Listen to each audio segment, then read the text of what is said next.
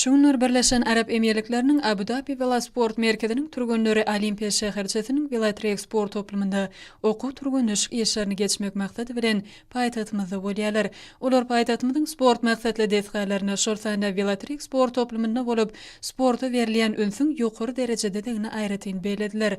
Birleşen Arap Emirlikläriniň bolan wekiliýetiň Türkmen Döwlet Bedenteri we Sport institutunda bolup, bu ýerde sportyň velosiped görnüşi boýunça bilim almagy şertler mümkinçiliklerini bardygyny göz ýetirdiler. Bu ýokary okuw mektebiniň sportyň olimpiya görnüşleri fakultetiniň ilmi barlykhanasyna sport muzeýinde we turgunlyşyk zallaryny bolup, bu ýerdäki döredilen mümkinçilikler bilen tanyşdylar. Türkmen Döwlet Bedenteri we Sport institutynyň talipleri daşary ýurtda hünärmenler bilen özara soraw-jogap açyp pikirlerini paýlaşdylar.